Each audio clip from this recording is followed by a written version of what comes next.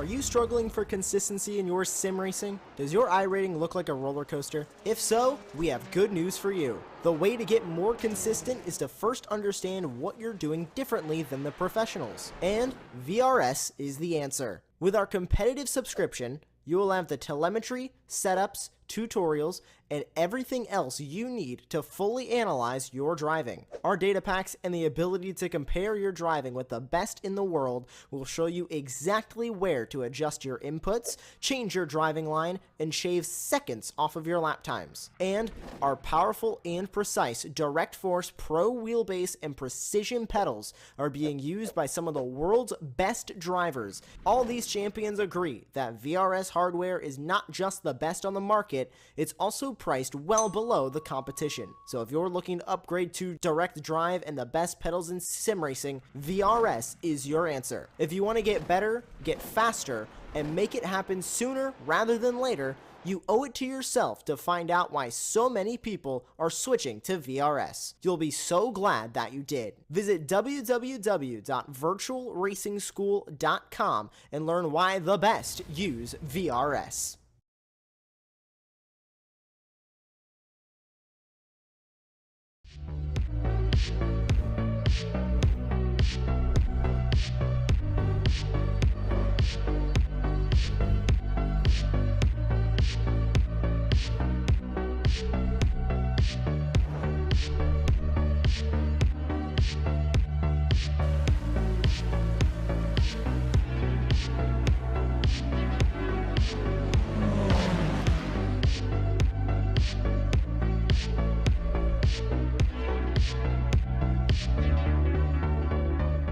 Welcome to the Apex Racing TV studio here at the Apex Racing Sim Center.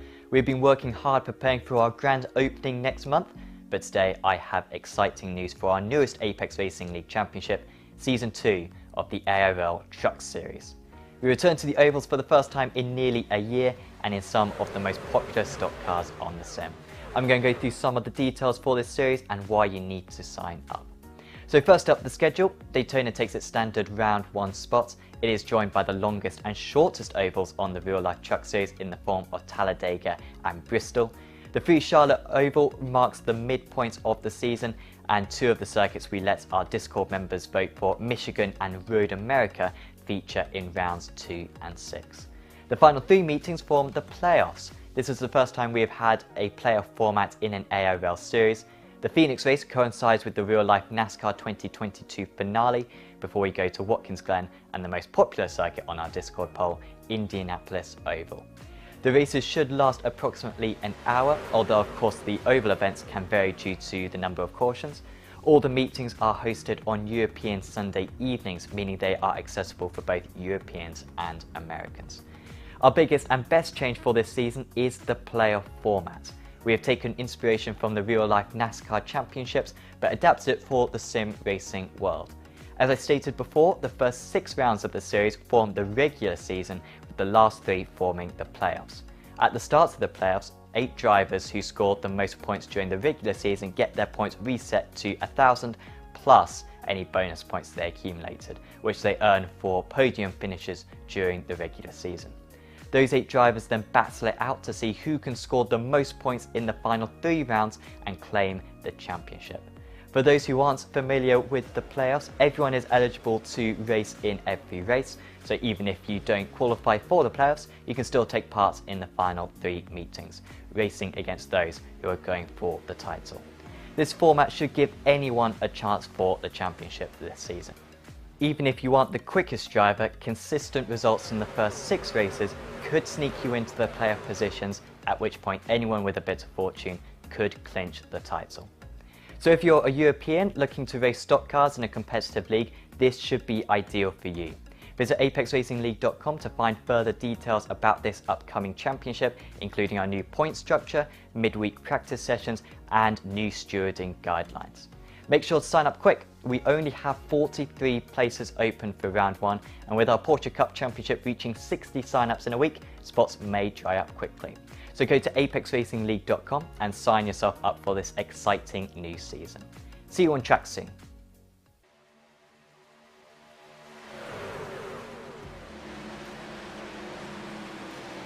Charlotte Motor Speedway was built to provide a Daytona-style home for NASCAR racing in North Carolina, and, well, by any standards, it succeeded, becoming a fixture on the calendar since all the way back in 1960.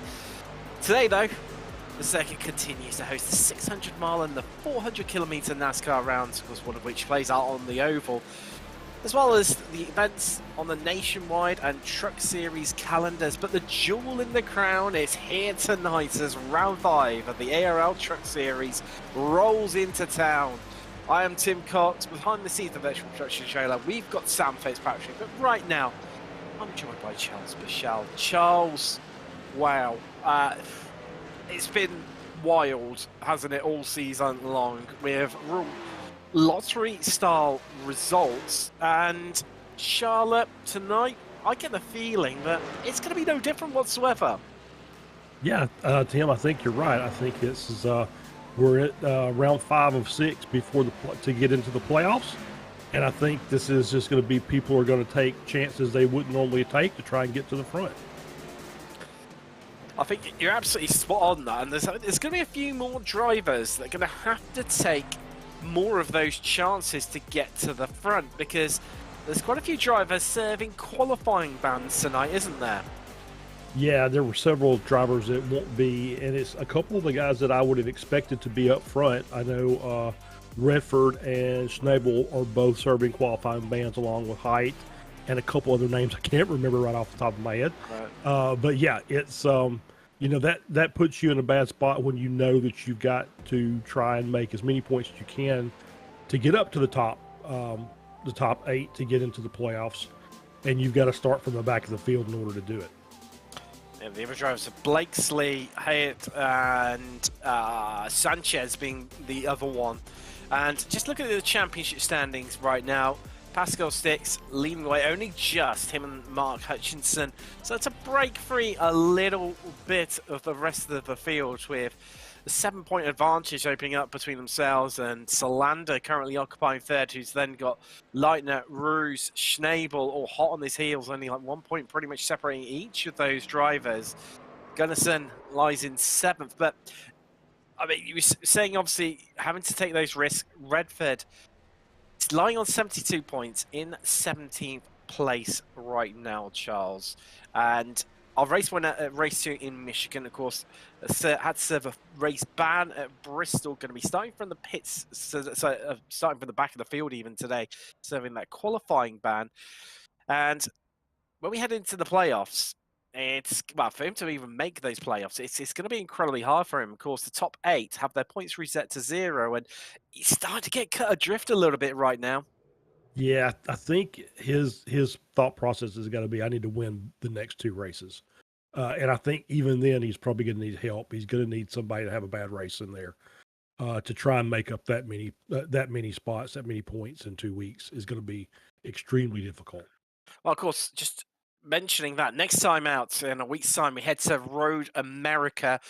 Road racing in this series, it's going to be one that really, you know, it's going to sort out the drivers who are much more skillful from the ones who maybe just aren't quite as skillful in terms of, you know, hustling these trucks, which are incredibly hard to, you know, get around a road circuit. Yeah, they're gonna have to learn how to turn right before next week. That's the biggest thing, right? Yeah, and so I don't know. Obviously, this is my first season working with this series, so I have no idea about these guys, whether any of them out there actually do the road racing. But yes, even with that, this truck is not necessarily designed to do that. I know they can make modifications to it to allow it to drive a little better on a road course, but still, there's a lot of inherent disadvantages to driving this vehicle around a road course. So it's going to be very interesting to watch. Seeing the teams championship right now up on the screen, one of the many Alcantech teams. They are currently leading the way. The Almatech team 1238 wannabe second, and another of the Alcantech teams lying in third right now. But it's really that Almatech team that's of Alcantech. They're really sort of separating the wheat from the chaff, really, and starting to extend their lead. We've got qualifying just getting underway right now in this penultimate round before the playoffs, and well, right now it is Sticks leading the way for Toyota in that 37. Well, it's about Blix just marginally going quicker than him by a couple of thousandths of a second. Of course, we only were into hundredths on the timing tower, hence why they're showing exactly the same time. Halford Darson currently lying in third. Well, I'll say that. As soon as I pick a driver out, they can get displaced. As Salander joins him on the second row, but beats him going into third. Charles, bit of a stat for you, and maybe one that drivers won't want to have. Of all the drivers that have started from pole so far this season, Capel, Schnabel, Newman and Blix, none of them has gone on to even finish on the podium when they've started from pole.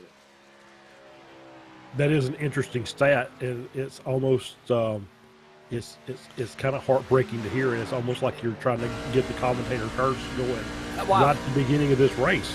I'm trying to almost, give it, sort of like the, I'm trying to think of the right word, but basically, to try and invert the curse, hopefully, for some of our drivers. And hopefully tonight, I mean, Blix, if you can put it on pole tonight, he will be the first driver to start from pole for the second time this season. We've had a different driver each of the rounds. And, well, it's looking good for that right now.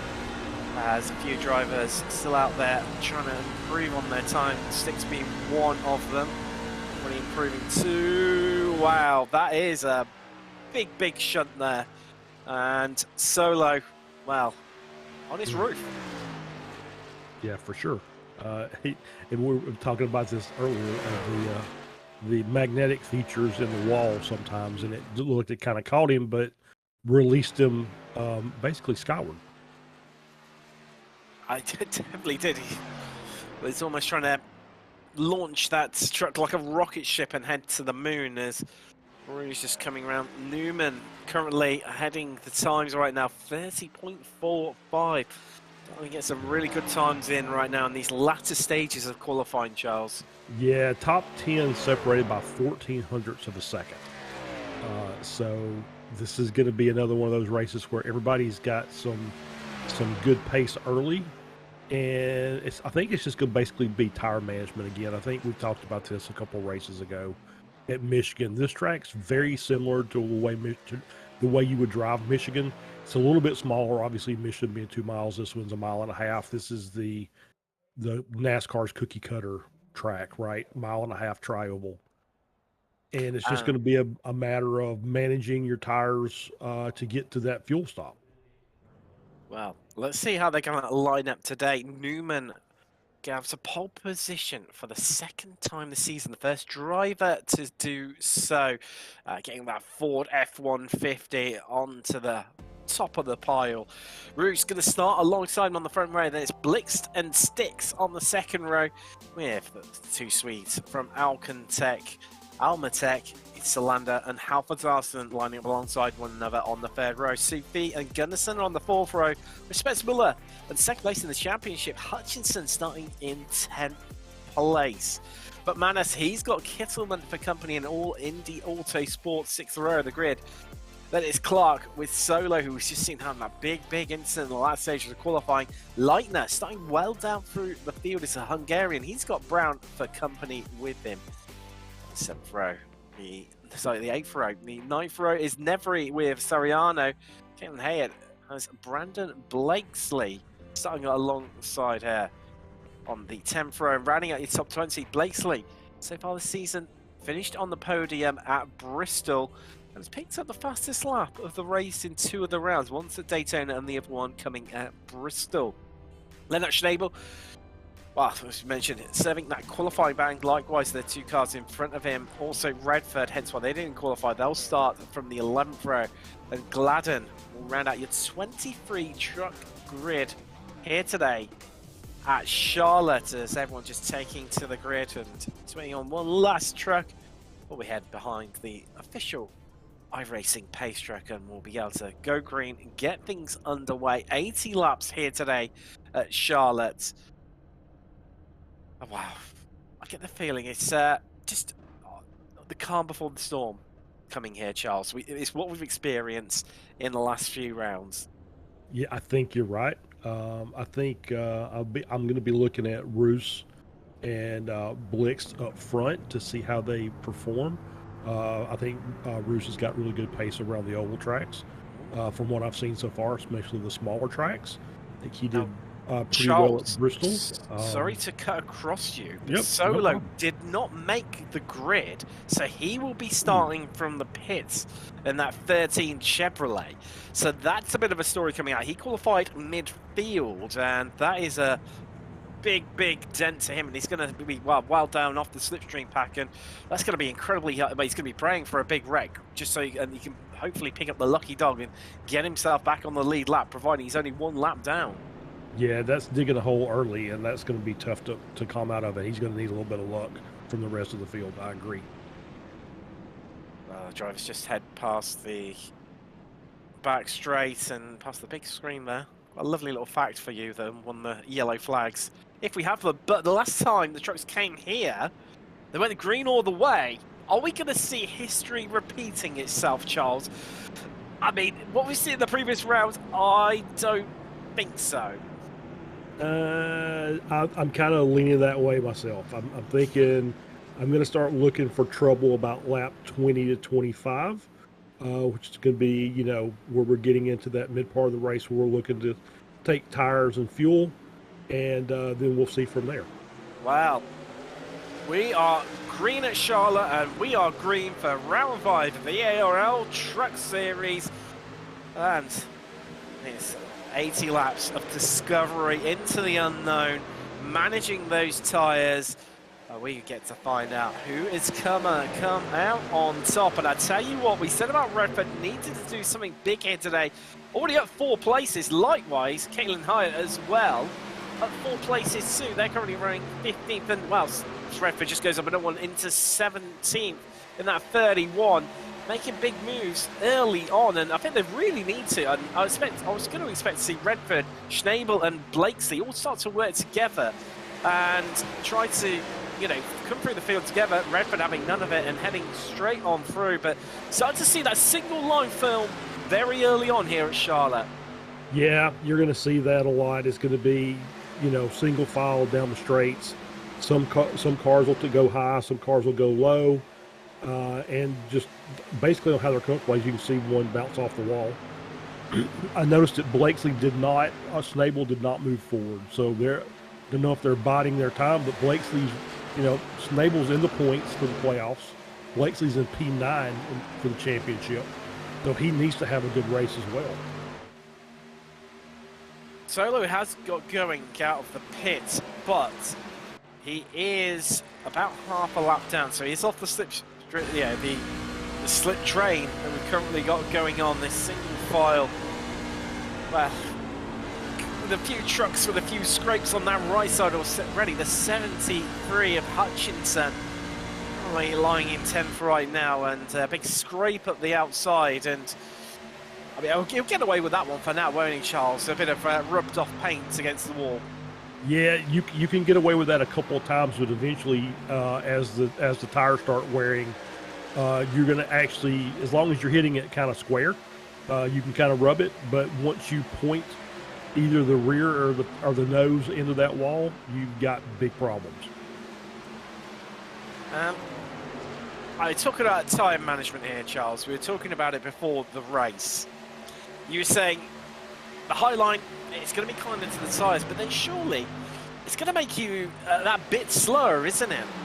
It's slower on entry because you're taking, obviously you're driving a further distance, but you can carry more speed and you get a really good run, especially off of 4 down to the triangle. You can get a really good run by running that high line, and it does save your tires to a degree. It's not like they're going to be brand new after 30 laps, but you can still do things with the truck.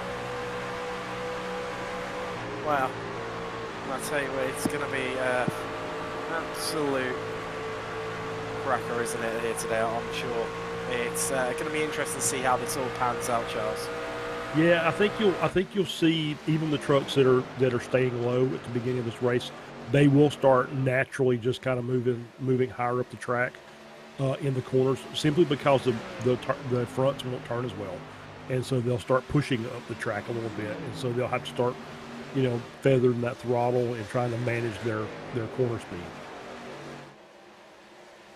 I'll tell you what, Newman, making good progress early on and leading that train right now. Well, it's a real. Well, I think what would be your strategy here today, Charles?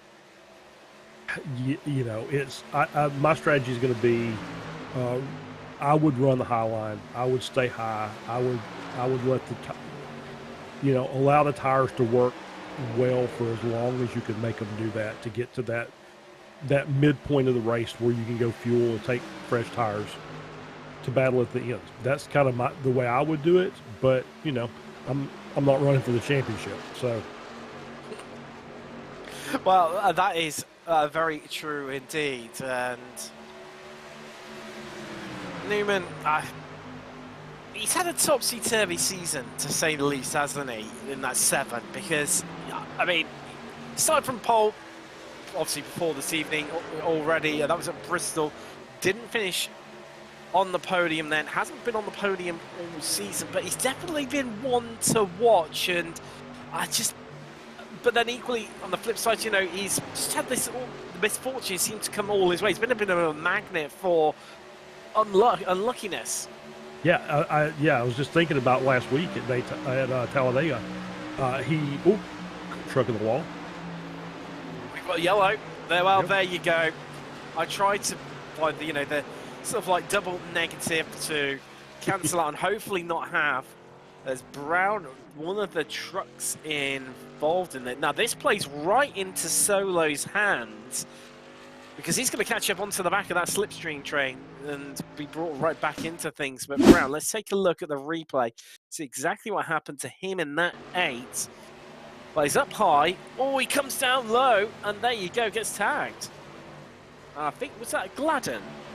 No, it wasn't. It was Blakesley, wasn't it, in the 17? It looks like Blakesley's got away with it. I'm not seeing any damage on his truck there, Charles. He's got away with that one. Yeah, it looks pretty clean. Well, there we go. First yellow. And Charles, you were saying about lap 20. Well, you were 50% of the way there as a stream of trucks into the pits. Let's take another look. Exactly what happened. So Blakesley getting a good run on that low line. But the 8, look, mid-corner, then really picks up speed, starts to come down as Blakesley comes up, and, well, 2 trucks on the track became 1 as Brown headed to the infield. And the whole field in, except for Brown. And I'm wondering whether he's missed his pit box, or, he hasn't actually, he's missed the pit lane entry, because he's the only truck that's carried on going around. And, well, after falling to the back of the field, he's now your new leader, temporarily.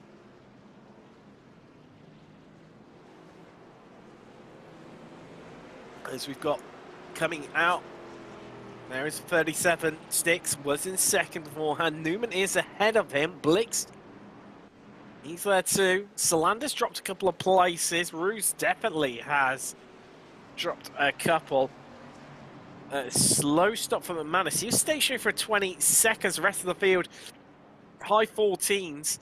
Schnabel, another one, stopped for 19.5. And Hutchinson, he was stationary for 27.8 seconds. So a really long stop for him. But we said Redford needed to make some shapes to try and recover as many points to get himself inside those playoffs. But he's managed to do it. He's up an incredible 8. Managed to jump a few places. Likewise, Caitlin Hayden as well in the 56, managing to climb a few places too there. It's really been a bit of a topsy-turvy pit lane session, but some of the drivers have made it up through the field. Yeah, I'm just kind of looking at the timing and scoring. Looks like everybody had roughly the same time on the pits, so it's kind of interesting that we had a shakeup in our field the way that we did. I'm looking at the back, and it looks like I'm sorry, it looks like Schnabel and Redford. Redford's in P13, so he did pick up a couple of positions. But it looks like that Schnabel's fallen down to P21, and Blakesley's right behind him or beside him in P22. It's very interesting.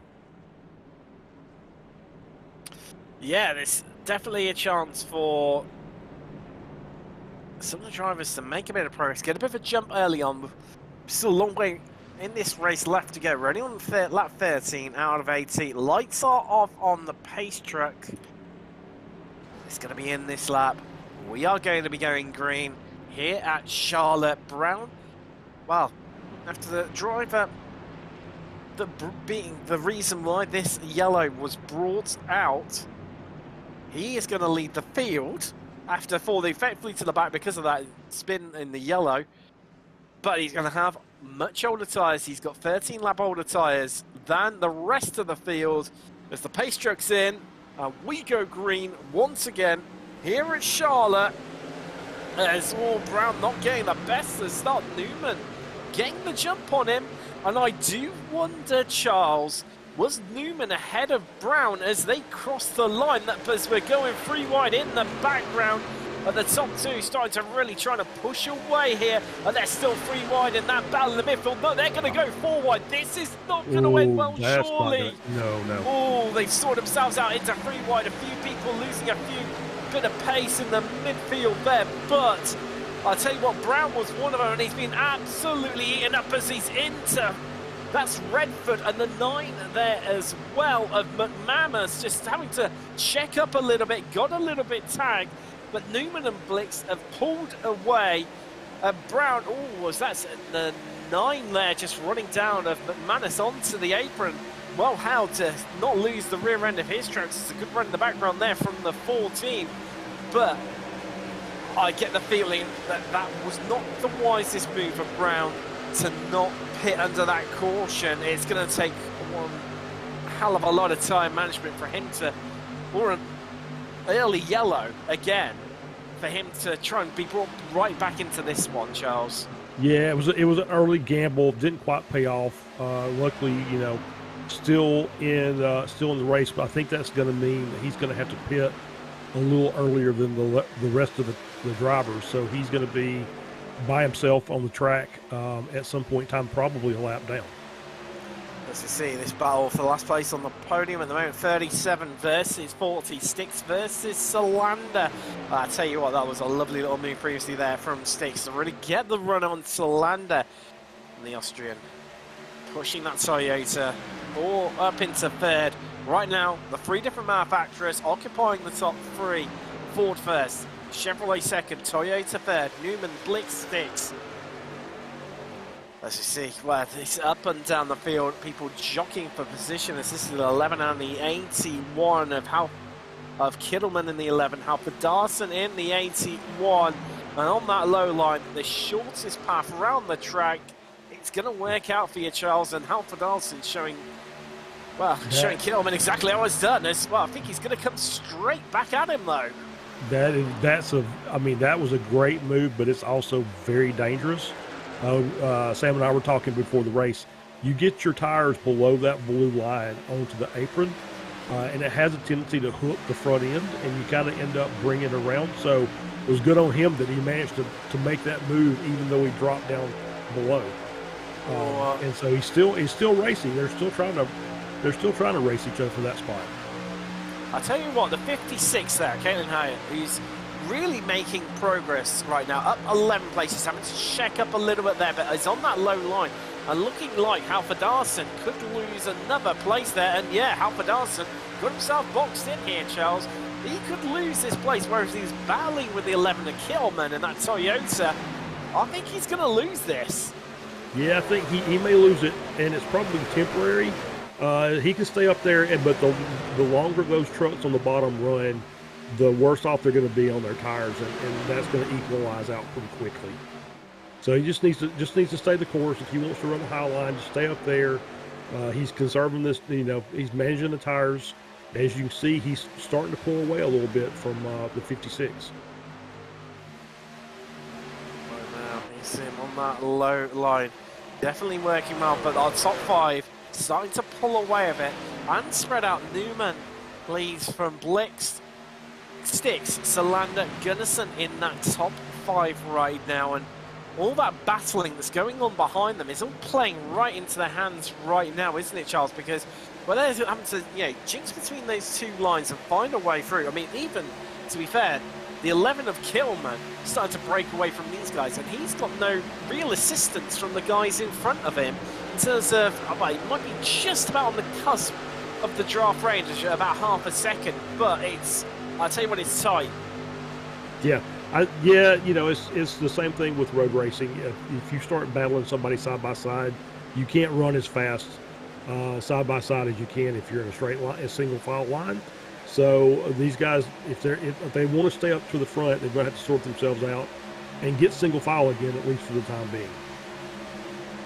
And surely as well, this is going to be eating into their tyres as well. Oh yeah. It's not helping their tires. It's not helping. It's not really helping much anything, because the longer they stay side by side like that, the more opportunities they're going to have to bump sheet metal and potentially end up taking each other out. Wow, we're on lap 23 now. Oh, so made that 24 even. They've just crossed the line now at 80. Reaching third race distance here at Charlotte, round 5. The ARL Truck Series, Newman leads in the 7 from Blix, Sticks, Salander, Gunnarsson in 5th. And we have got Kittleman Hayden, who's made real good progress up 12 places. Started right at the back of the grid. Great move from there in that 56. Halford Darson, Lightner and Roy's going to round out your top 10. Ones to watch out for. Redford in the 31, currently in 13th. He put up 9. And Toyota. Also, Blakesley started at the back after that quali ban. Schnabel too, 17 and 88 respectively. They're 16th and 17th. Haven't quite made as much progress as what we thought. Brown, the only truck not to pit under the last caution, has fallen right to the back of the pack and is falling off it, but there is his change for the lead. Blix ahead of Newman. Although Newman not quite having it. He's going to have a go and try and get this straight buck off of Blix right now, and heading up to that high line, Charles, to try and get some momentum off that banking when it comes down onto the straightaway. Yeah, he got a really good run off turn 2, and that's pushed him forward just a little bit, and enough to actually clear 95. Well, 95 coming straight back at him at Blix right now, but Newman has carried just enough speed, just enough momentum on that high side to get himself ahead. Great move by Sven Newman there in the 7 Ford. And interestingly, he's electing to run high again. I sense a bit of time management going here right now. Yeah, I think you're right. I think he's found a groove that works for him. He's just in the high line. He's just, feathering the throttle through the corners and let the truck roll. And he's found good pace doing that. So we've got battles up and down the field right now, as that was a little bit close, and I'm sure that was possibly even a touch between the 81 and the 32 there of Halford Darson and Sufi. And I tell you what, Sufi looks like he's got his elbows out right now, and with Halford Darson a bit of a shove up the track there to cement that 10th place. Yeah, Sufi's he hasn't really done much during the race, but he's battling for everything that he's taken over, so he's doing a great job. And yeah, you don't want to be on the outside, especially on the rear, because of the way these trucks are. They're very loose in the rear of the truck, so the rear will kind of kick out as they're going through the corner. And it could just be a netcode contact that ends your race. Well, we're in this slightly quieter period, right? In that way, I say that. You see Redford just heading up the inside there. Clark, it's proving to be a little bit of a roadblock for this group behind right now, as they seem to be jockeying for position to try and all get a good run at Clark in that too. The second of the 2 Fords here today, as Redford gets shoved up high. The 9 there of McManus trying to find a way past, but look at the run stretch Muller's got. And Redford right now in reverse, because that's another place gone and not what he would have wanted, as much as looks like getting a bit of a shove along from the 81 there into the back of the 53. Goes the 31. And somehow they all make it through. They all sort themselves out. I'll tell you what, Charles, that I could feel it in my waters, like another caution starting to come there. The way that they were all getting a bit close for comfort there with one another. Yeah, they're still battling. They still think that they've got some speed in their trucks, so they're trying to find a good line that they can get out of this battle. But they're all just really fighting hard, and it's fun to watch. I know it's scary if you're one of the drivers, but it's fun for us to watch anyway. So we've got the 17 of Blakesley there, trying to find his way past the 81 of Halford Darlson, the 88 of Schnabel. Blakesley and Schnabel both starting from the back of the grid, having served quality bands and trying to work together here to come through the field, and just making their way past Schnabel's teammate there of Halford Darlson. Solo having started from the pits, he's up to 18th right now, so that's a good bit of recovery drive from him. That caution definitely helping him, as this could like Clark about to lose the control of this train there. We go McManus in that 9, heading past him. And he's got him ahead. Now it's going to be interesting to see what they can do and trying to close the gap up to Sufi's ahead of him, but he's about a second down the road, so work cut out for those guys. Need to work together, surely, Charles, to close that gap, but a bunt drafting required there. Yeah, absolutely. I'm kind of interested, not to just change the subject, but the 81 Halford Dawson has dropped all the way down to like 16th. He's battling with Blakesley for 16th and 17th. And he was running very close to the front after that pit stop. So I'm kind of curious. He just seems to be dropping back. I'm not sure if it's if he's just uncomfortable with the way the truck's handling, or if he's maybe another issue somewhere. Well, he started 6th. He's down 10 places right now. We're on board with Michael Harvard-Arson in the 81 Chevrolet. I'll tell you what, our driver is absolutely flying right now. Having served a quality band is the 56 Hayder, who's currently running in 4th of an incredible 15 places. Started 19th. Really throwing some shapes out there and making a lot of progress as the American. Yeah, she's doing a great job to start from the back after the qualifying band, and just slowly and steadily worked her way up to the front and is in the top 5. And doesn't look like she's done yet. Looks like she's got more to show.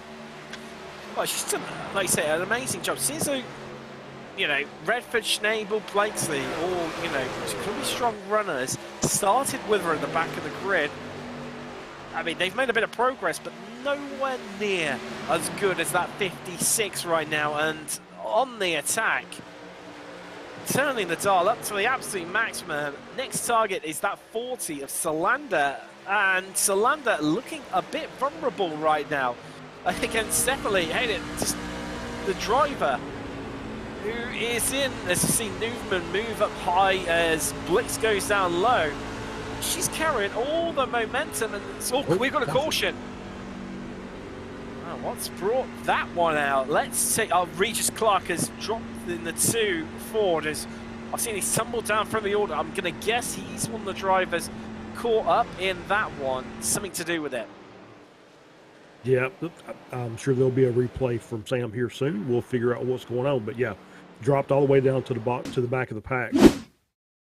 Well, so we've seen Jason Nevery here in 25.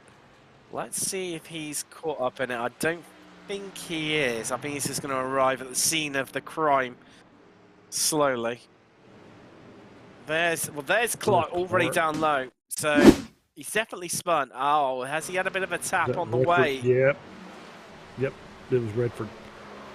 So yeah, just like he got a little tap. They were still fighting, and he lost it, spun it. Nobody else looked like they were damaged. So as cautions go, that's pretty tame. So everybody gets to keep racing. The 2 cautions we've had so far today, Charles, they have been pretty tame ones, haven't they? As this is we're going to see from Redford's point of view now. So got a great run against Clark, and here we go. Saw the gap, and Clark just went to cover it off a little bit late there, and Redford taps him. Yep. Yeah, that's just, you know, everybody trying to get to the same spot to get to that turn-in point for the corner, and yeah, Redford thought he had a line opening up as Clark moved high, and then Clark moved back down to block it, but too little, too late. Now, Charles, tell me we've got a caution without actually telling me we've got a caution. Everybody into the pits. Everybody into the pits. Give me some new Goodyears, please. Oh, definitely, definitely. And everyone had it up. Well, let's take a little look at how this is going to shake itself down. There's Hutchinson having some repairs done clearly. He's been stationary for, well, double the amount of time to everyone else. We're at about a 15-second stop for all of our drivers. Halford Darson dropping down even further once more. That's 17. This got a nice graze up the side, but that is it. He's going to join, well, back in 22nd. So I think he's found reverse gear pretty much. And Blakesley out too. He had a longer stop to try and get some damage repaired on his truck. But, wow, those two really struggling here today. Yeah, those three that you mentioned, Nedry, Blakesley, Hoffel-Dawson, all took repairs as opposed to taking their fast repair. Just trying to, you know, fix up a little maybe aero damage that they had done. You can, you know, it's not so much the, you know, when you're talking about NASCAR truck racing versus road racing and things like that, you know, if you've got a good strong roll of duct tape, you can make things happen. And I think that's what they've done. They've just applied some of that 200-mile-an-hour tape to try and cover up some holes and get back out there and do some more racing. This is not really an aero-dependent track. Obviously, you want the car as clean as you can get it to go as fast as it can go, and you can get some draft down the straights. But if you've got a good truck, you can stay with the cars in front, even with a little aero damage. Well, top three, Hutchinson, he's down in 19th right now, and the second place driving champion. Sticks, he's in 7th. Both of those falling through the order. Solander's still in with the fight, he's in 4th. But let's have a quick mention while we're just coming into the final corner. Lights off on the pace truck. It is in this lab. Mentioned to one of our great sponsors for the series, VRS, or Virtual Racing School, to give them their full name. If you're looking to improve your on-track performance, they have 50+ data packs for road and oval racing, featuring setups, track guides, to combine with their data analysis software and one-on-one coaching to help you go faster out on track. As the pace truck pulls in, Blix controlling it. He is starting from first in that 95. Well, his big protagonist, the 7 of Newman, not getting the best to start on that high line. He needs to swoop down if he wants to hold on to second. But here comes the 56 down low of Hayden against Solander. And looks like she is going to move up into third. Well, it's been a great drive from the back, the American, but it's not. Oh, wow, how there. I was heaping praise on it because the commentator almost kicking in and bringing out our third yellow there, Charles. Yeah, I couldn't tell if there was maybe contact with a 40 or if maybe she just kind of lost the rear at the start. You know, tires cold, and there's another wreck. Well, I get the feeling Hayden is one of those involved in that because she's fallen right down through the order to 14th. Yeah, that might have been. I'm going to guess that maybe there was a little argy-bargy on her rejoin back up onto the track surface. Well, let's find out exactly what's caused this. As Redford, one of the ones involved. I've seen he's jumped straight to the pits. That's not good for himself to get in the playoffs, and I think that's cementing it for him, bar some miracles here today. As let's take a look. So there's the 88 of Schnabel. There's the 31 of Redford. The 53 just came down low, and that's what started it.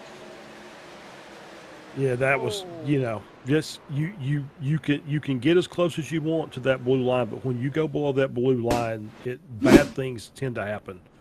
You've got to just keep the truck off the apron, and that was, I think the truck in front of him actually in front of Redford had to check up because he was losing it based on that transition point, and there's really not anything you can do at that point except come in and take your fast repair and get back out on the track. Well, a few of them doing so here, Charles. Sufi, Solo, Halford, Darson, Brown, Nevery, Gladden, Blakesley, all into the pits, joining Redford, who's headed in, is not elected to take his fast repair. So the 56 header got down low, got loose. And I think, was that what caused the concertina effect behind there, Charles? Yeah, I think that might have had something to do with it also. Oh, well, but they say caution's precaution, Charles, and I think that's just reinforced it here today. Yeah, I think so. I think we saw it at the end of the race last week, and I think we're starting to get into that kind of rhythm here. Hopefully, everybody gets their trucks cleaned up, everybody gets some clean tires, fresh tires, fuels up, and then we can just run green. I think we're close to being able to go to the end if everybody was to fuel now. I would think, we're probably at that point where you could go with no more stops, but now, of course, it means really extreme tire management to go, 35 laps. So it'll be interesting. Just using my eagle-eyed ear, I don't know how the eye part comes into it when I'm listening and it's ear-related, but Blix there, when we were just on board, I clocked him. I can see it on the... there we go, there's the eye part coming in. I can also confirm it. I can see it on his rev counter. He's dipping the clutch behind the pace truck to ensure that he's got enough fuel left in the tank. Now, we saw it, didn't we, last time out at Talladega, where a few of the drivers had enough fuel in the tank for, well, some of the green, white checkers. Right. Not every... Some drivers didn't. Some of them had it cover off, obviously, where we ended up finishing under the yellow, where we ran out of green, white checkers in the end. All three of them were utilised. That's what really shook things up quite a bit at Talladega, where drivers just didn't have that accounted for. And I wonder whether Blix just trying to conserve that extra bit just in case we find ourselves in exactly the same situation once again. And we went a lot deeper into the race at Talladega to the point of it almost looked like we're going to go green the whole way before we had our first caution, but we've had 3 here already at just over half race distance. Yeah, I think that, yes, obviously I agree. I think that's what he's doing. He's trying to fuel save by kicking the clutch in and just kind of coasting around the track. And yeah, they've probably got enough. I think most are probably have enough on board that they could go green, white checker one time. But yeah, you don't expect to have 3 of those in a row, so I wouldn't expect most of the trucks would even think to do that. Well, let's find out as we get ready. Wow, yeah, Blix completely on it there as we go green once again here at Charlotte. It's time to find out. Wow, we got 3 wide in the midfield here. It's tight going 2 wide, but we're going to try and do 3 wide as the 37 swoops back down here. That is Styx, and not having the best of restarts is the Austrian right now. Not having, to be fair, the best of races. He's down 5 places from where he started. Schnabel, and all the, well, the cacophony of carnage and chaos that's happened out on track. We were saying he'd been hanging around near the back. He's up 15 in that 88, up into 6. Leitner ahead of him in the 29. He's climbed 10 places right now. Well, I mean, they displaced Hayder, who's dropped all the way back down to 10th, which still is a great result up 9, but she was vying for the podium positions as Newman getting the nudge from behind on the 40th Solander there. Wow. Oh, this is... I mean, it is a little bit deceptive at times from camera angles, Charles, but I can feel another one brewing already. Well, when the camera angle shows the inside of the hood, you know that they're tight racing. So yeah, I'm not counting out the 56 car truck just yet. I think Hayden's got some pace. So I don't think she's done. I think she'll start working her way back up. It's very interesting. Schnabel manages to get into this P7. So that's obviously exactly what he needed. And I think I'm looking at Redford's a lap down, so he's going to be hoping for, he's actually several laps down. So it's, he's hoping that it's just chaos for the rest of the race. But it's not looking good for him, though, unfortunately. I think actually, Charles, just looking at it, according to my software, and I'm just having a little look towards the rear of the field as well, I think he's retired that truck. I think he's done and dusted. Brown, another one. He's been stationary for 5 minutes right now. Currently 5 laps down.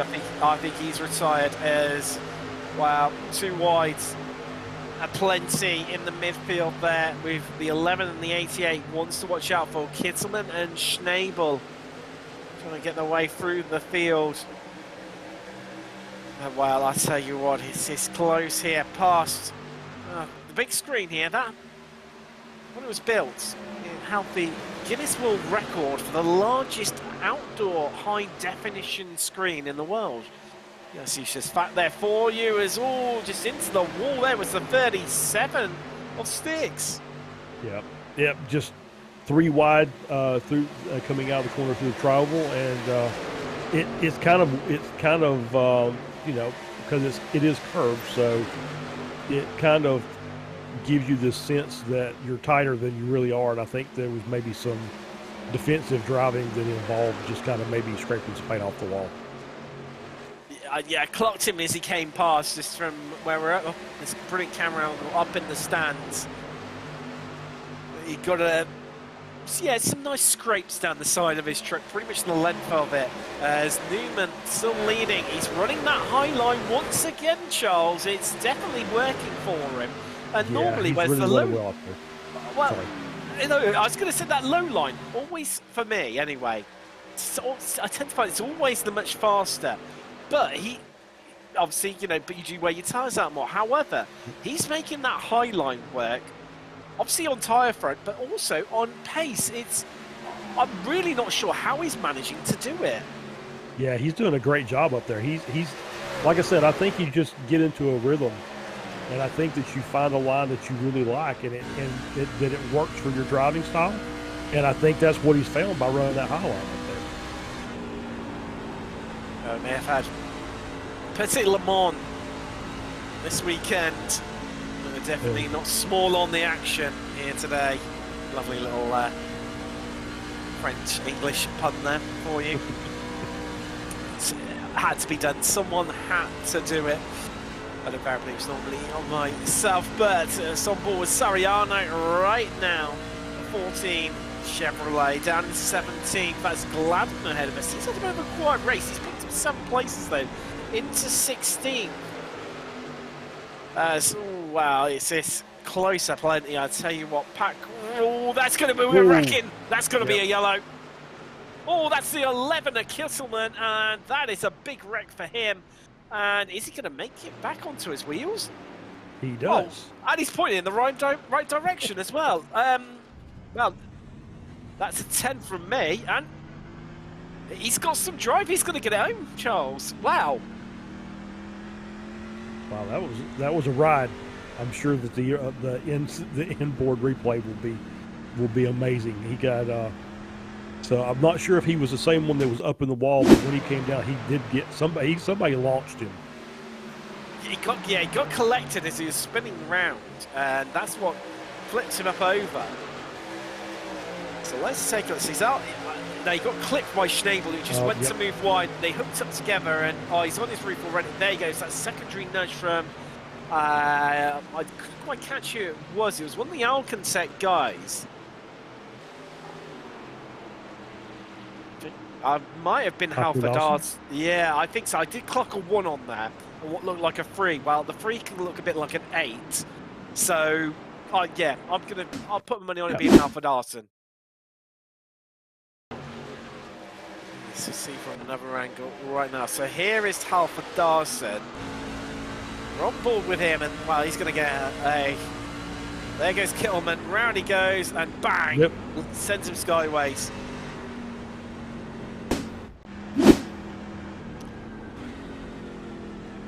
And 4th caution. Well, there can only be one thing here at Charlotte. Yeah, Goodyear's making some money today. Oh, they are, definitely. Definitely indeed. Everyone into the pits. All in they come. 25 to go here from Charlotte. Let's have another mention to another one of our sponsors, SDK Gaming. Looking to add a live virtual HUD to iRacing to show timing towers, large red boxes, to use it to sync up your cameras with your broadcaster focus on drivers and show all these lovely overlays like we do for all of our broadcasts here at Apex Racing TV, then you need SDK Gaming. It's also the most accurate live timing on iRacing, and you can utilize it to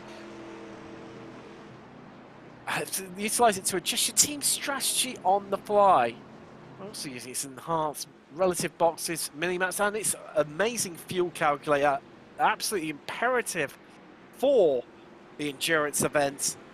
Make sure you check them out. And they also come with a lovely 14-day free trial too. Be rude not to, wouldn't it? As everyone back out after this round of caution, except for Stick Solo. But Brown, he was stationary anyway. He still remained in the pits after that big incident earlier on. He's clearly just watching the action out on track. Redford retired back on lap 40. We're on lap 55. Now Sticks, he's going to get out again, so he's going to catch up with the rear of the pack. And I'll tell you what, it's going to be close for Solo. He's heading out now, so I think he's going to make it out there, Charles. Yeah, they're going to have to hustle back around to catch the back of the field before the pace car comes in. A little bit harder here compared to Talladega, where the pace lap around there is like 2.5 minutes, so you've got, you know, a ton of time to make up. Yeah, you can take a nap while you're pacing around Talladega. It's not so much here, so yeah, you gotta be on it if you're gonna hold in the pits for any extended time past the normal pit stop time. Wow. Blix has dropped a couple of places there, so he's been battling for the race long with Newman over first place. He was second when the yellow came out. He's dropped to third in the pit stops. He was stationary for about a second and 3/4 more than Roos, who's got the jump on him back up to where he started in second. Leitner fourth. Solander, he's dropped from third down to fifth. Gunnarson sixth. Hayden has made up some more places. She was running about 10th in that 56 Chevrolet. She's now up into 7th. Schnabel in the 88, he is up into 8th. He's been slowly picking his way through the field. McManus 9th. Clark going to run out your top 10. And, well, I tell you what, Solo, I think he's jumped back into the pits again. He has, yes, clearly. Did it, came out to stay, could stay on the lead lap, then came back in again, Charles, get a bit more damage repaired, and then head out again. Well, at least that's what it looks like to me, anyway. I mean, yeah, I'm kind of agreeing with that. I think that's exactly what he did. I think he was just trying to get another few seconds of repairs done so he can come back out, and probably topped off with fuel also, so should be good to go to the end plus any overtime we might have. I mean, place your bets now. I think we've got to surely we've got to head into overtime here.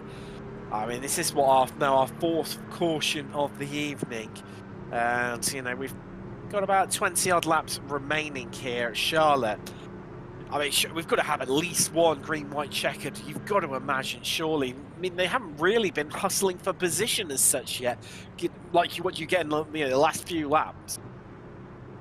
No, they really haven't. I think the last few laps were, even though we did get another caution, I think that the trucks that that should be up front are up front. I think the trucks that are in the back, maybe with the exception of a couple, should be where they are. So I think everybody's kind of at their level, but you know, there's still those 2 or 3 spots that you might can find here or there.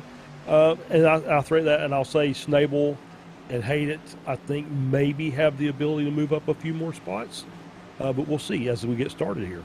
Wow.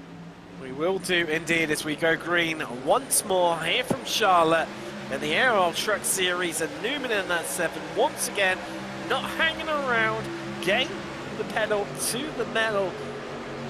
Getting the jump on everyone around. Roos following him through. Blix, well, remaining in third, but Leitner trying to hold it right round the outside and pin Blix in. And trying to follow, well, I was going to say follow Newman through, but here goes Roos down low for the lead. We've got a new lead out for the first time tonight. Andrew Roos in that 48 takes the lead, but he's not going to get it out of the line because I think Newman's just going to come ahead. Wow, he just about caught that back in time, but here comes Roos, and surely this has got to be it now for him to get out in front. And of course, points available for leading laps here in the ARL Truck Series, so well worth doing. But once again, I tell you what, Newman, that 7 Ford F-150, he's making that high line work an absolute treat for him. And he's pulling that 29 of Leitner along with him for the ride.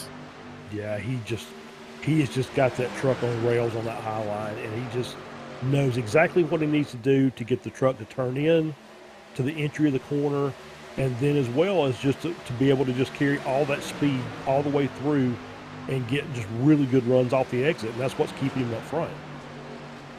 He absolutely loves that high line to Sven Newman. But just having a look down that field right now.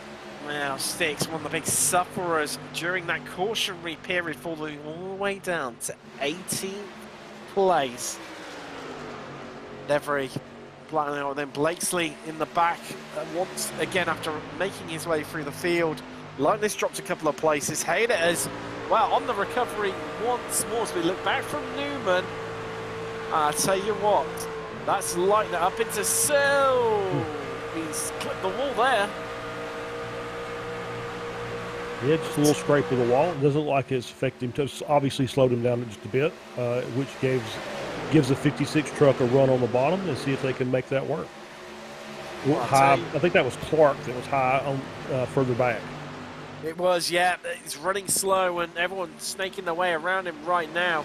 He's dropped a ton of places. So the other Ford in the race, this Leitner is definitely going to come across the line in the lead. So definitely we have got a new leader here, but Newman is fighting back hard on that high line. Hasn't had too much damage, just like that little scrape with the wall and losing it a bit.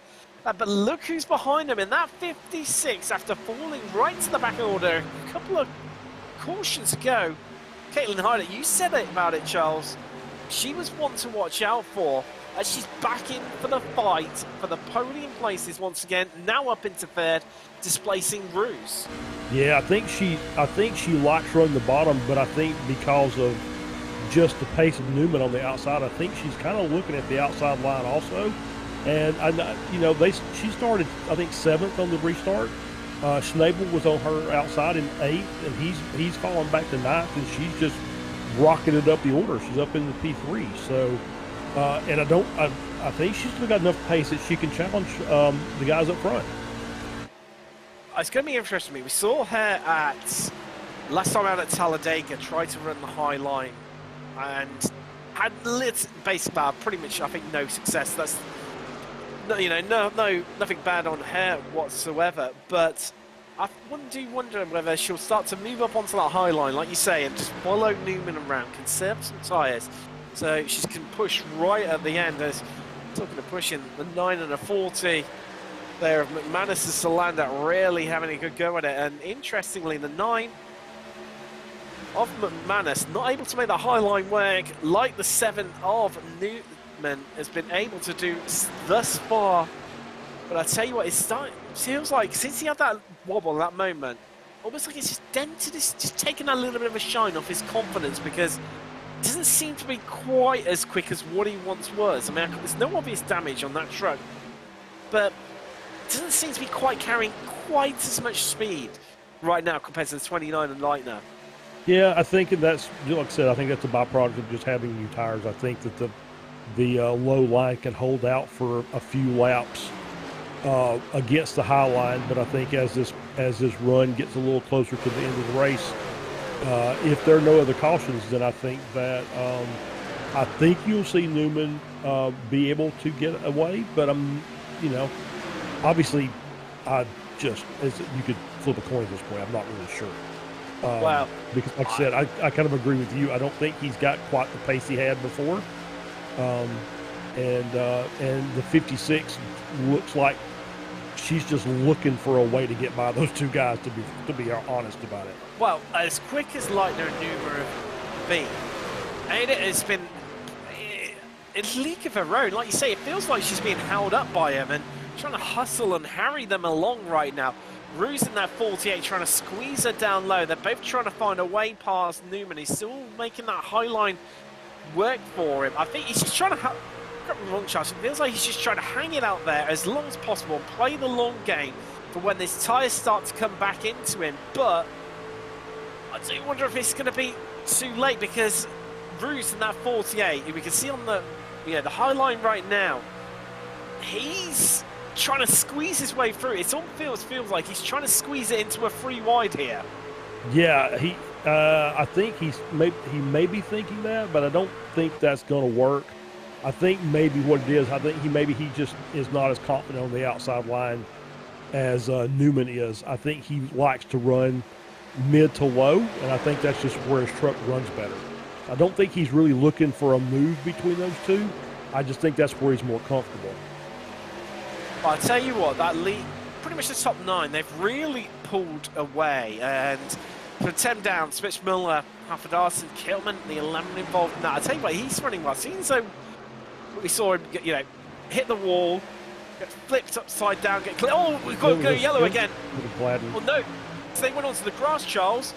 Oh. We're going to remain green with 9 to go. And that is Gladden off, and he is going to be down and out, bar another cautionary period. Well, did he get turned there by the... kind of what it looks like. It was Sufi, wasn't it? 32. That's who it was. Mm-hmm. I think he was struggling to get back up. Oh, he's back on the track now, but I think he was struggling a bit with... Obviously, the tires were just, overheated from the slide, and then on the grass. So I think it took him a minute to get everything back up and rolling. But he appears to be moving, albeit probably not on the same pace as the rest of the group. And talking of tyres, Charles, have we just seen the crossover point in which the low line is no longer going to work as well? I tell you what, Leitner really making a good run for things, but I tell you what, Newman with 7 to go, he's held it out there on that high line to conserve his tyres. And correct me if I'm wrong, Charles, I think we're starting to see that switchover period where everyone else who was running low is starting to just waver just that little bit, and Newman still pinning it on that high line and going faster and faster and starting to take control of this one here at Charlotte. Yeah, I think you're right. I think that's exactly what's happening. I think the people on the low line have just basically used all the good out of their tires at this point, and so now it's just trying to get through to the end. On board with Gunnarsson there, and well, that's 3 wide potentially here. It's getting tight at Charlotte. We've got 6 to go as we come down the back straight away. And I tell you what, Leitner pushing for the lead. 95, right push high. Well, it's brewing, Charles. You can see that there's not just, dark clouds on the horizon. The rumble of thunder is alive and kicking. There's flashes of lightning just starting to emerge. The downpour, I get the feeling, is going to happen any second with 5 to go. So after we talked about Newman and running the high line, he actually has fallen back. I don't know if maybe he bobbled a bit, but Leitner got a good run out of the corner and is able to clear him. Well, I tell you, he's really pulled away. And Blix, in the 95, where has he come from? Because I tell you what, he sat at the back of this group, just minding his own business for so long. But with 4 to go, he's made his run for the front as Newman still insistent running that high line. And he's down into 3rd.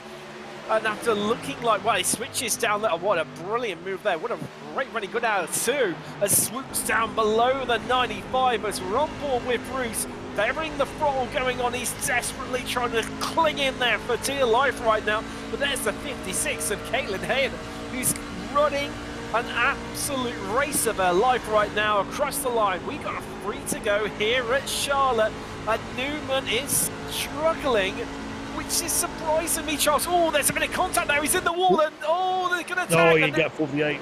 Oh, yellow. This is surely going to be a yellow here, Charles. Oh, no, back across the track, Alex Newman, and this is going to be a big one, surely.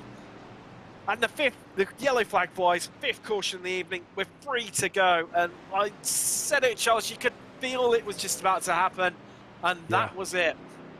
But I will say this, for that 20 something odd laps, that was really great racing at the front amongst those 4 or 5 trucks. I saw this and looked like Hayden kind of went high, like she was going to take the spot, like she thought she was clear of the 7, but obviously not quite. I think it was a close but no cigar type moment, wasn't it? It just came up Yeah. high and yeah, there we go. Yeah.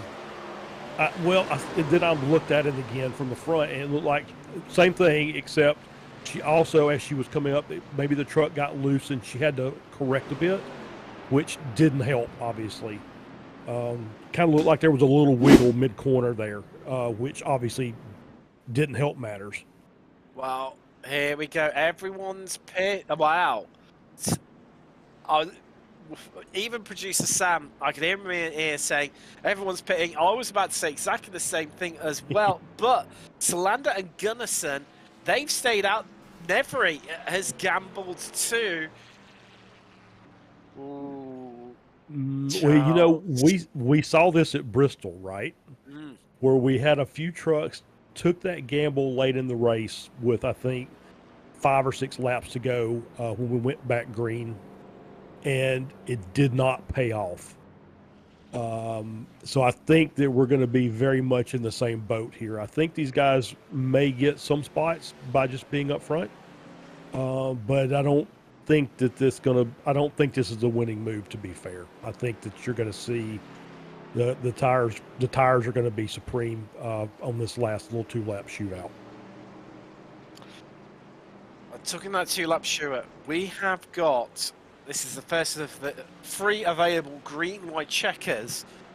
So we'll go racing for 2 laps to try and get this race finished. If we have a yellow in any of those, we will go again for another 2 laps. Can we do it? We finished under yellow at Talladega when we ran out of green-white checkers. 3 available. And I tell you what, let's have a little look at the shakedown. Newman, in that 7, hasn't lost too many places. I mean, I get the feeling it's going to carry on in the form of whoever started from pole hasn't finished on the podium. It's work cut out there. Wow, here we go, Charles. Some drivers out there, they've got to give it all they've got. Yeah, I mean, for those drivers who are trying to get to maximize points to get to the playoffs, I mean, this is a chance you have to take, right? You have to stay out. And so the key is going to be, don't spin the tires on the restart. Try and get a good jump. And maybe you can get a gap.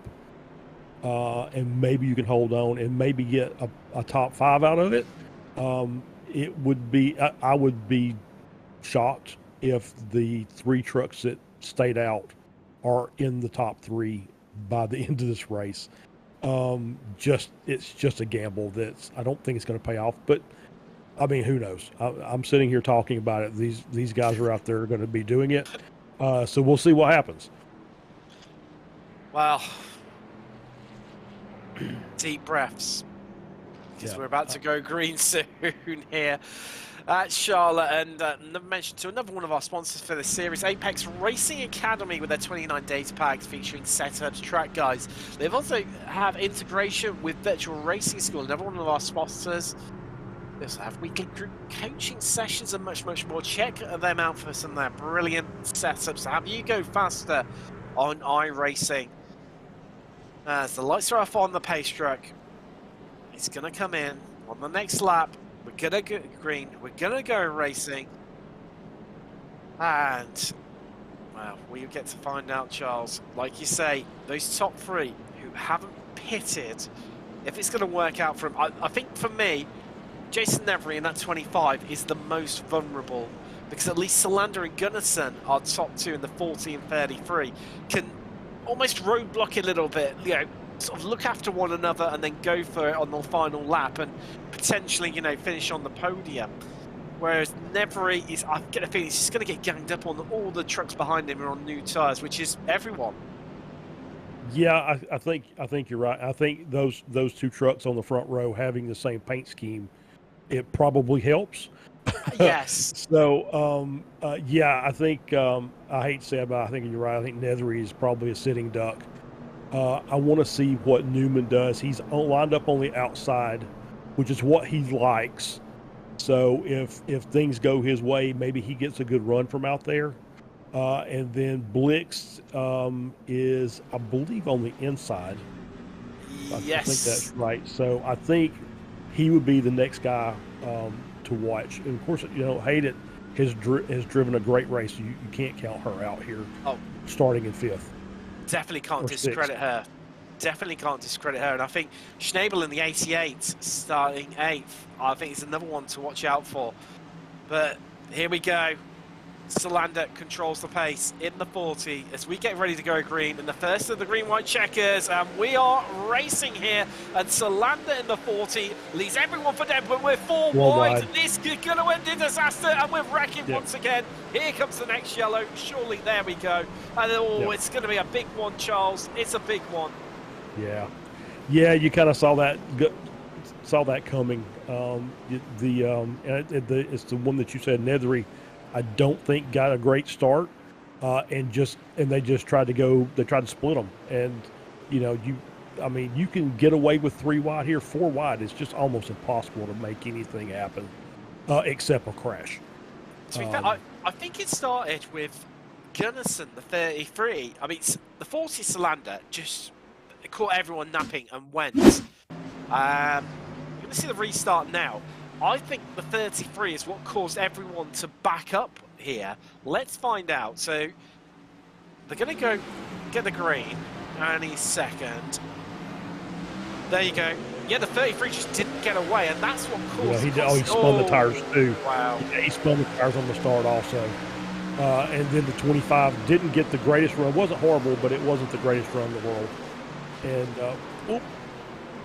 And then with a little 56 with everybody checking up, just the wrecks keep going. Wow. Wow. Oh, no, Newman was one of the ones caught up in that. He is into the pit. 2 feet. Blakesley in there too. Nevery, McManus and Blix, they've all come into the pits under this cautionary period. Second of the 3 available of the green and white checkered.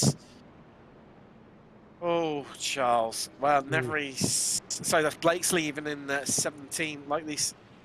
Bruce for Batten, he's going to fall a lap behind, isn't he? Tried to get out of pit road as quick as possible ahead of the line, but hasn't managed it, and he's going to fall a lap down.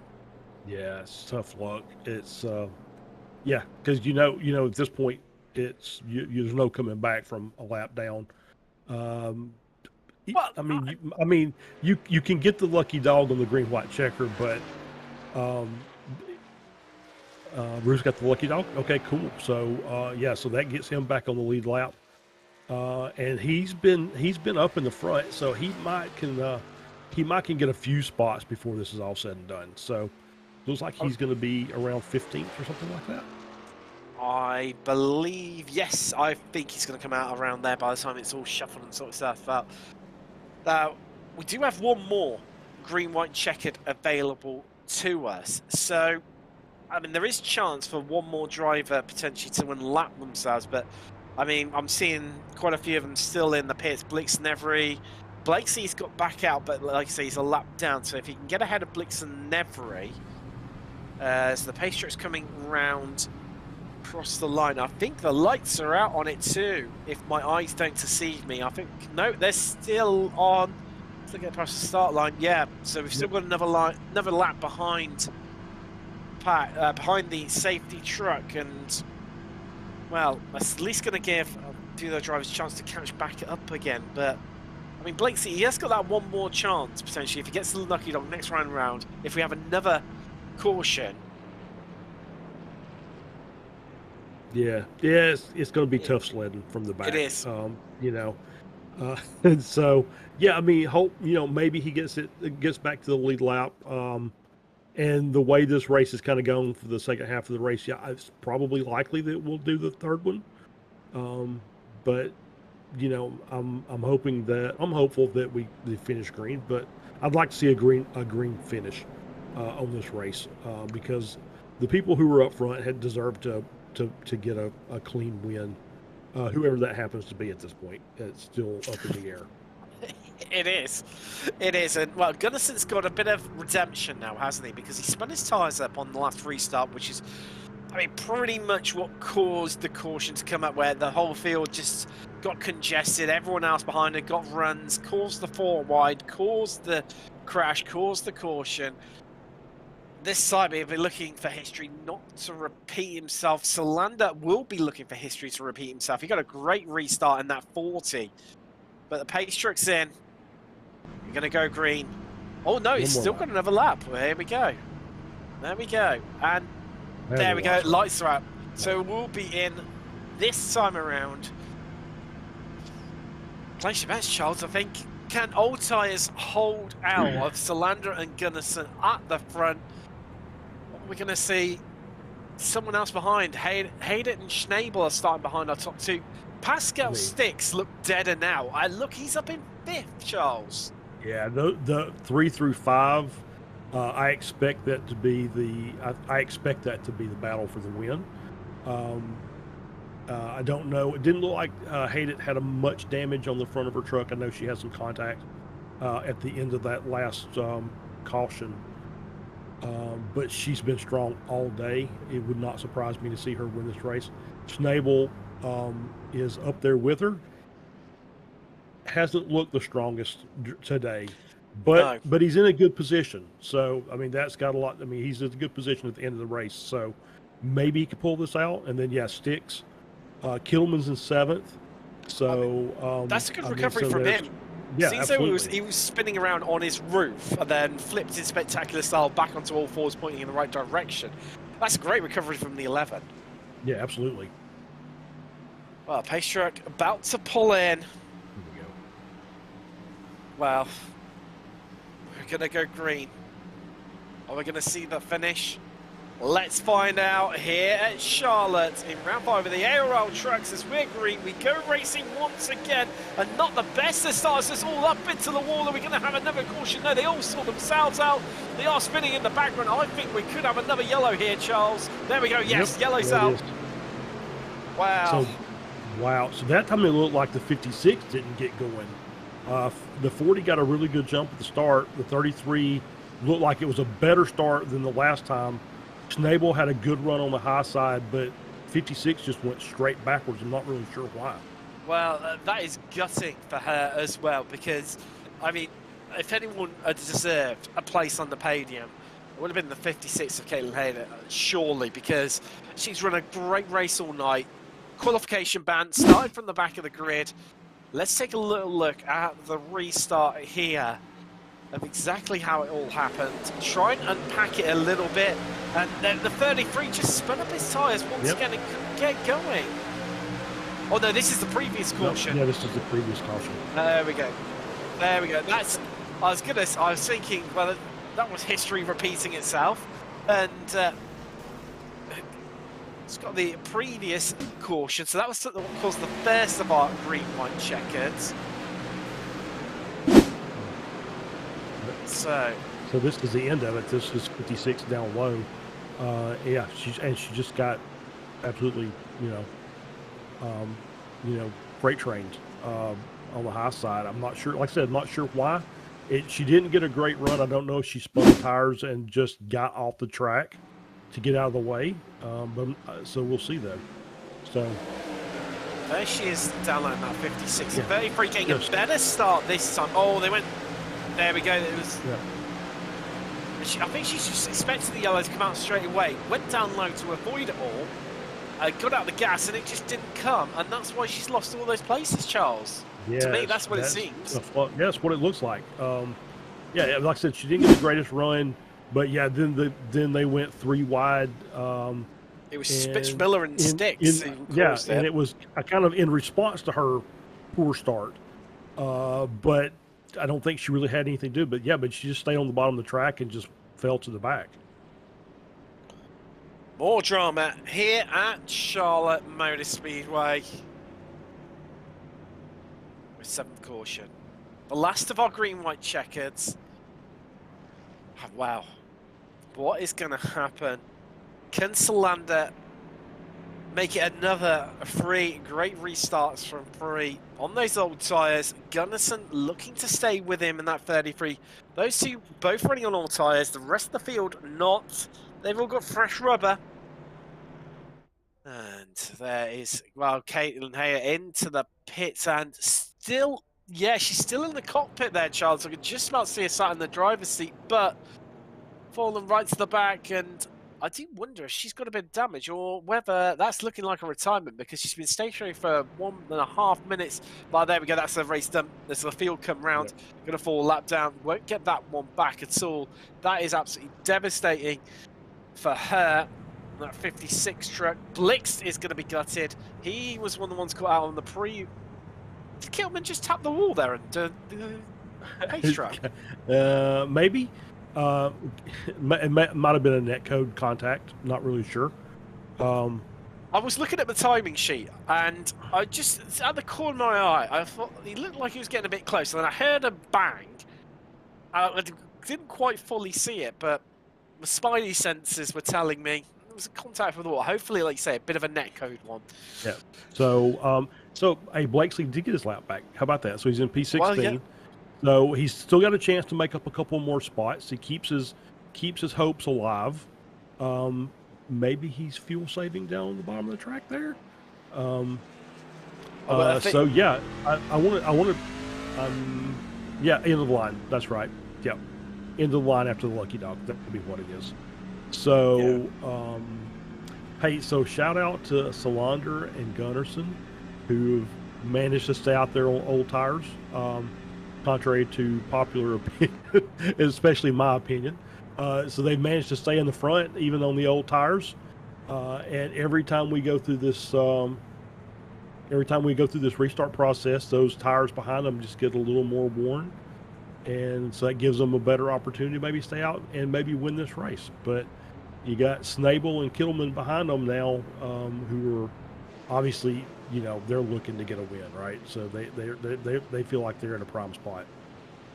I love your old tyre optimism there, Charles. It's eating into everyone else, so hopefully they'll get a good restart still. I don't know. It's well. We've not long to find out because the lights are off the pace track.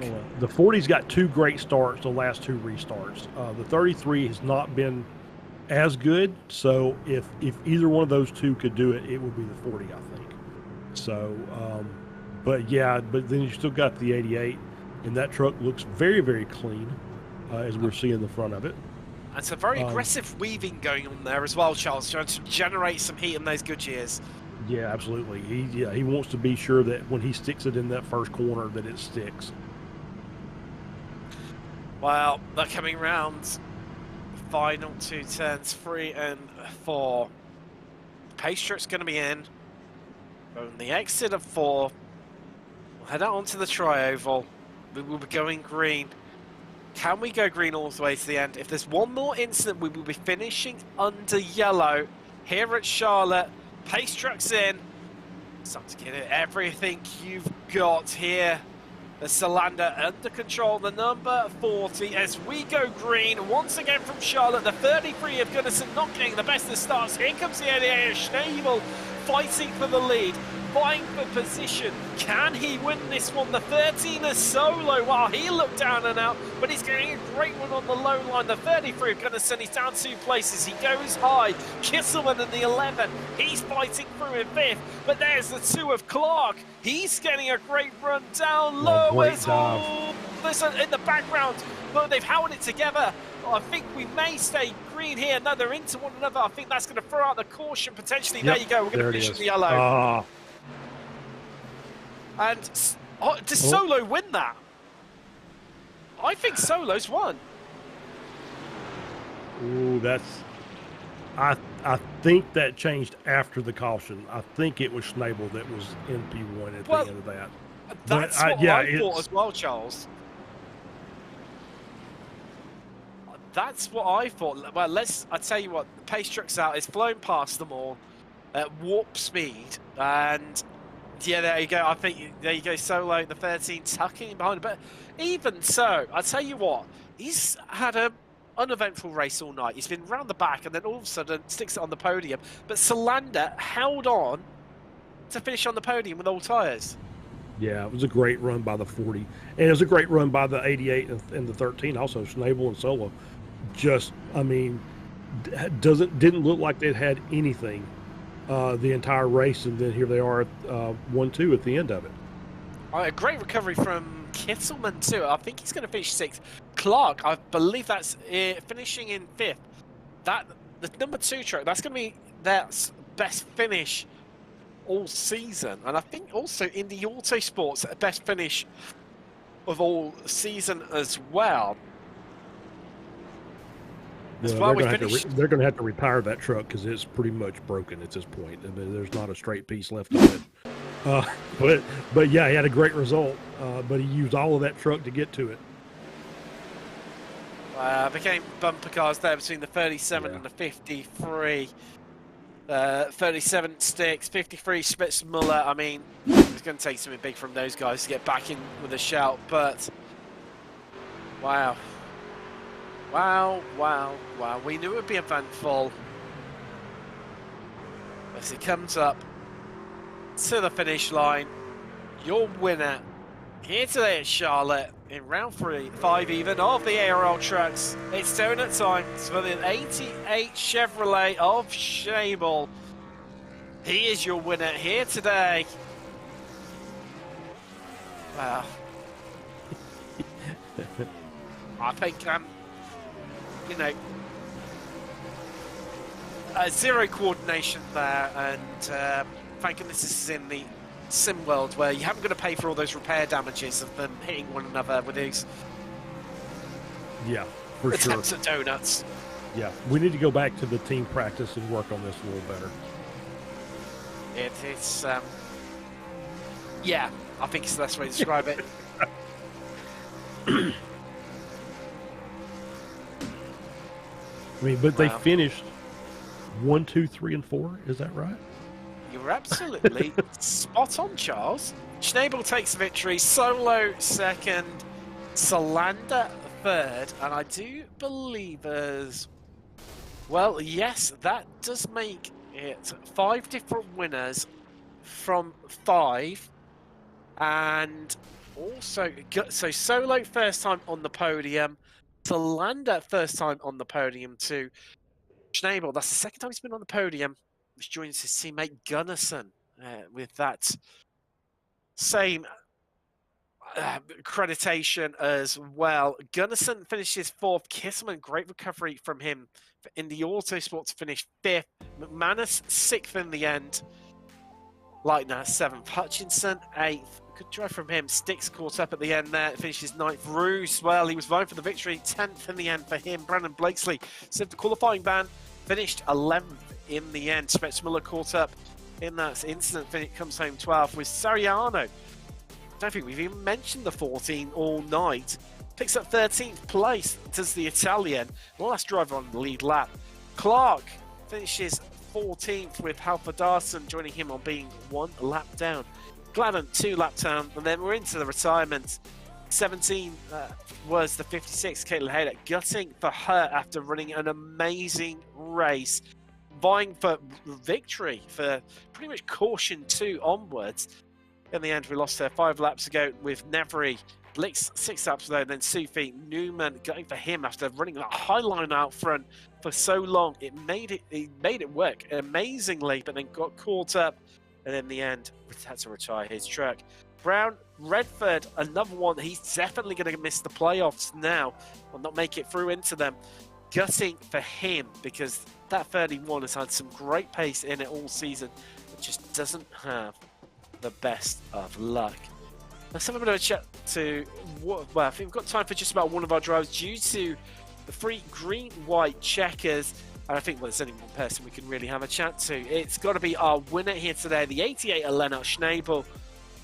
Wow, what a race that was. I mean, Lennart, you were sort of, obviously after that qualification ban, started at the back, you spent most of the race pretty much hanging around sort of like the midfield at very, very best. But was it the cautions that just able to help you to come through the field, or was it just your plan to just try and stay alive for as long as possible and then hope you were near the front where it counted?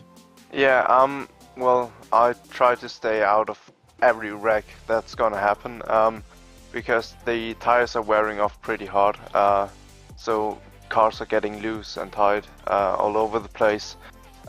So I just try to save my tires, which worked in the last stint before the last 3 cautions. I could move up a couple of spots, and then at the end, I mean, we were all alone. I think we were 5 Alcantech cars in the top 6, or in the top 7. Yeah, that was proper teamwork. I need to thank Cylinder for his help. Yeah, it was pretty decent.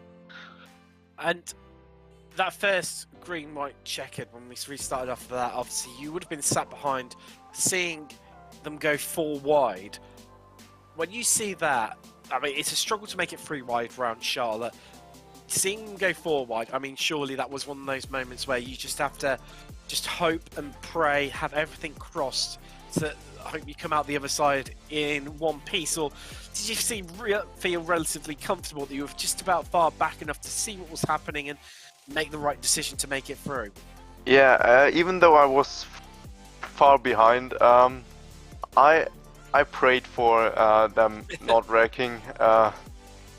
Yeah, I mean, that's I wouldn't call it stupid, but it's a bit of a weird move to go 4 wide on a restart, especially at Charlotte, where you can barely go 3 wide. Yeah, I'm not sure what I think about that move, but yeah, at the end we made it through, and that is all that counts. Definitely. Well, I mean, on the flip side, as crazy as it did seem, it worked out a treat for you because you were able to make up places from it. You come away from the win, with the win here at Charlotte in round 5 of the championship.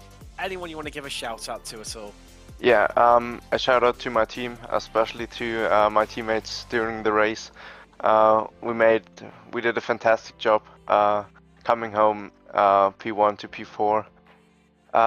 Yeah, then a shout out to my parents and to you guys. Thank you for the stream, and thank you for that series.